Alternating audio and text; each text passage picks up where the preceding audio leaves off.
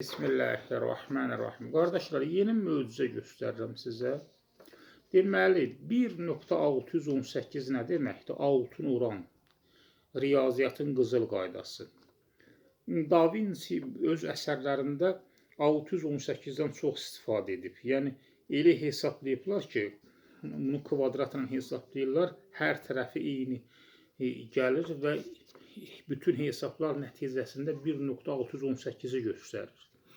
İndi məsələ budur ki, 1.618-in 4 dənəsi, təsəvvür edin ki, bunu biz bu cür eləyək, 1.618, bu tərəfdə 1.618 olsun, bu tərəfdə, bu tərəfdə. Eləyər, cəmi neçə eləyər? 4 dənə 1.618. 6472. Ondan da 236-nı çıxanda 6236 qalır. 6236 nədir?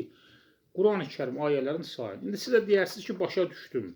1.618 riyaziyyatda qızıl qaydadır, gözəllik simvoludur.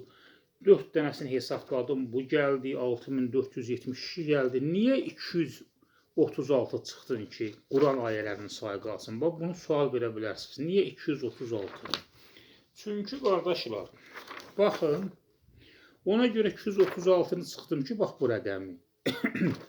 Əlifba sırası ilə Quran-ı Kərimdə oxunan hərflərə baxanda rəqəmsal dəyər 236-dır. Əslində mən Bismillahirrahmanirrahimi çıxmışdım.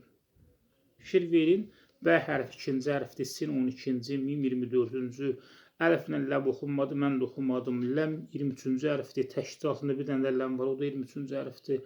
Hə 27-ci hərfdir, əliflə ləm oxunmadı, mən də oxumadım. Ra 10-cu hərfdir, təşkil altında bir dənə də ra var, o da 10-cu hərfdir. Ha 6-cı hərfdir, mim 24-cü hərfdir, nun 25-ci hərfdir.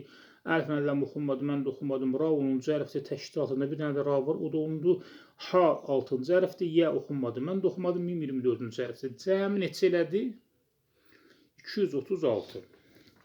Mən də həmən o Bismillahirrahmanirrahim rəqəmsal dəyər 236-dır. Həmən 236-nı çıxdım.